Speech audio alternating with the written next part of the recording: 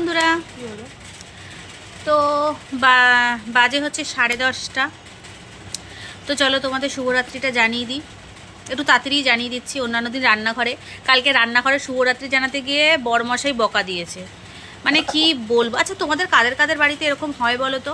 তোমরা মানে আমি বিশেষ করে মেয়েদের বা ঘরের বউদের ক্ষেত্রে বলছি, সব কাজ তো বউরাই করে, মানে ঘরের বউরাই করে, অন্য লোক এসে করবে না।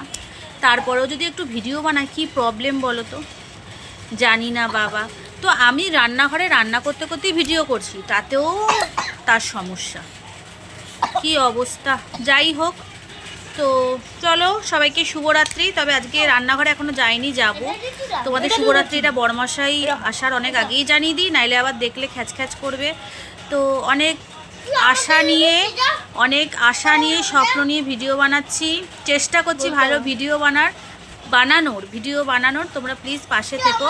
আর এই দেখো এখানে কি খাওয়া হচ্ছে, চিকেন পকোড়া খাওয়া হচ্ছে। এই দেখো, এই যে মেয়েরা খাচ্ছে, আমিও খাবো, আমি একটা খাবো। এই যে, তো চলো এগুলো খেয়ে নিই।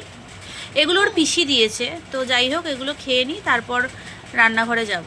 রান্নাঘরে এখন যেটা রান্না করব সেটা হলো দুপুরে ডাল রয়েছে, ঠিক আছে, ডাল রয়েছে, তারপর খারকোল বাটা রয়েছে। কারা ভালোবাসো খারকোল বাটা? আর যেটা হলো সেটা হলো এখন যেটা রান্না করতে যাব সেটা হলো সোয়াবিন আর ডিম একসাথে রান্না করব, বুঝেছো? ডিম দিয়ে সোয়াবিন দিয়ে একটা বেশ মাখো মাখো করে তরকারি করব। তো চলো টাটা। এই পকোড়া খেতে খেতেই তোমাদের, এই দেখো সসগুলো সব খেয়ে নিয়েছে। টাটা সবাইকে, শুভরাত্রি। খেয়ে তারপর রান্না করতে যাব। টাটা।